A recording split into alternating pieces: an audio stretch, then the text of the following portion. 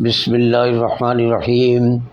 معزز خواتین و حضرات، السلام علیکم ورحمۃ اللہ وبرکاتہ۔ آج گوشہ کمال کی نشست نمبر 414 میں قدر تاخیر کے ساتھ آپ کی خدمت میں ایک بار پھر حاضر ہیں۔ تاخیر کا سبب مختصراً یہ کہ موسم کی تبدیلی، میرا خیال اتنا ہی کافی ہے بتانا۔ آج کا ہمارا موضوع ہے قرآن دوستی۔ یہ آج سے کوئی 150 سال پہلے کا قصہ ہے۔ پنجاب کے ایک بڑے علاقے پر دن میں فرنگی اور رات کو ملنگی کی حکومت تھی، جس کی عکاسی پنجابی زبان کے اس شعر سے ہوتی ہے: دنے راج فرنگی دا تے راتی راج ملنگی دا۔ ملنگی ایک شفاق و بے رحم ڈاکو تھا جس نے ظلمت شب میں ہزاروں گھر لوٹے، سہاگ اجاڑے، بچے یتیم کیے اور لوگوں پر ظلم و ستم کے پہاڑ توڑے۔ شقاوت و سنگدلی میں فرنگی آگے تھا یا ملنگی؟ اہل پنجاب کے لیے یہ فیصلہ کرنا بہت مشکل تھا۔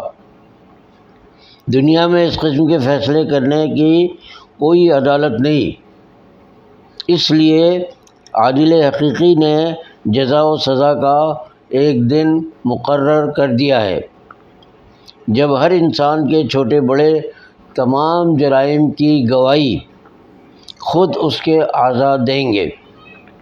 آج انسانوں کو جب یہ قدرت حاصل ہو گئی ہے کہ وہ ویڈیو فلم کے ذریعے لوگوں کی آوازیں اور حرکات و سکنات کو محفوظ کر سکے، تو تصور کیا جا سکتا ہے کہ خالق کائنات کے کارخانہ قدرت میں کیسے کیسے انتظامات موجود ہوں گے۔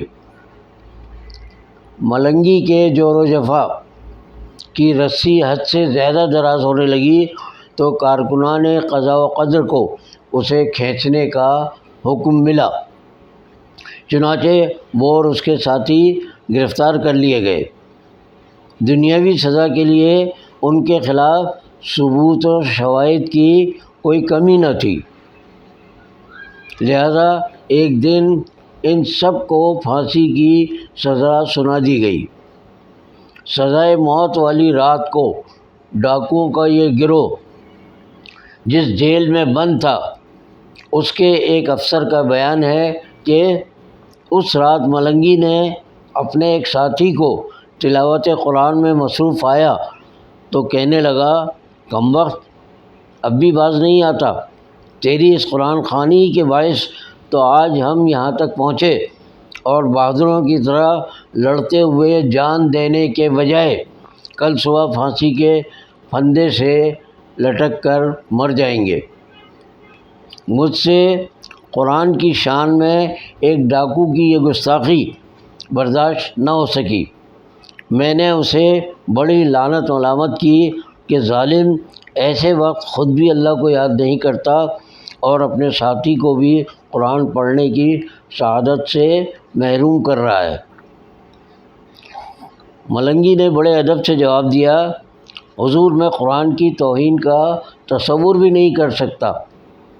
میں تو اسے وہ واقعہ یاد دلا رہا ہوں جب ہم اس قرآن خوانی کے سبب گرفتار ہوئے تھے۔ اس کے بعد ملنگی نے اپنی گرفتاری کی داستان یوں سنائی: گرفتاری سے پہلے ہم سب ایک جنگل میں محفوظ مقام پر تھے۔ ہمارے مخبر نے اچانک وہاں پہنچ کر اطلاع کر دی کہ پولیس ہماری تلاش میں اس طرف آ رہی ہے۔ میں نے اپنے ساتھیوں کو فرار ہونے کا حکم دیا۔ میں نے کہا کہ پولیس ابھی دور ہے اور ہمارے پاس کافی وقت ہے، اٹھو اور بھاگ چلو۔ ہمارے اس ساتھی نے کہا کہ جب تک اپنی میں تلاوت پوری نہ کر لوں یہاں سے نہیں ہلوں گا۔ مجھے اندازہ تھا کہ ہم پولیس سے دو بدو مقابلہ نہ کر سکیں گے۔ ہمارے مقدر میں بندوق کی گولی ہے یا پھانسی کا تختہ۔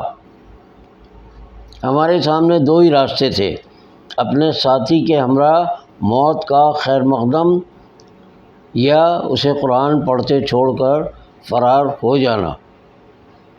اور پھر ہمارے ضمیر نے فیصلہ سنا دیا کہ جس شخص نے زندگی بھر ہمارا ساتھ دیا اور وہ قرآن کا ساتھ چھوڑنے پر تیار نہیں، تو ہم سب اس کا ساتھ کیسے چھوڑ دیں؟ اس کے بغیر ہماری زندگی موت سے بدتر ہوگی۔ چنانچہ ہم نے اپنے ساتھی کے ہمراہ گرفتار ہونے کا ارادہ کر لیا اور اسی کی وجہ سے کل صبح ہنستے کھیلتے تختہ دار پر چڑھ جائیں گے۔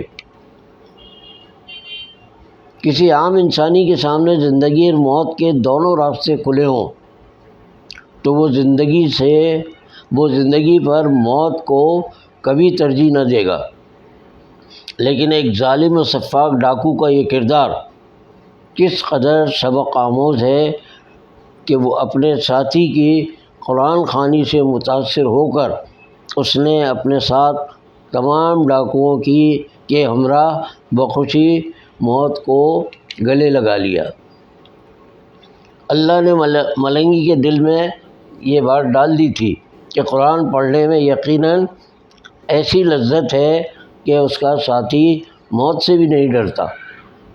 اس نے فخر سے بتایا، ہماری غیرت نے گوارا نہ کیا کہ ہم اپنے گروہ کے ایک ایسے وفادار رکن کا ساتھ چھوڑ دیں جو قرآن کا شیدائی ہے۔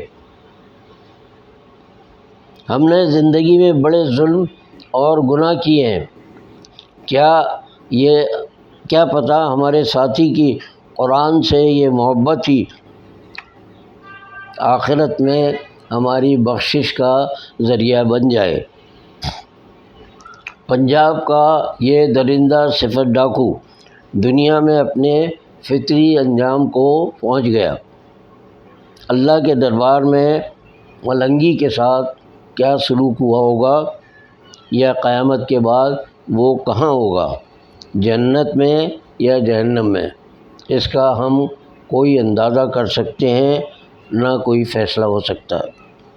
لیکن مورخ یہ کہے بغیر نہیں رہے گا کہ ملنگی ایثار و وفا اور بہادری کی ایک ایسی داستان رقم کر گیا جس میں انسان اور قرآن سے دوستی کی جھلک ملتی ہے۔ آج کے لیے اتنا ہی، انشاءاللہ اگلی نشست میں کسی اور موضوع کے ساتھ آپ کی خدمت میں حاضر ہوں گے۔ باقی بشرط زندگی باقی۔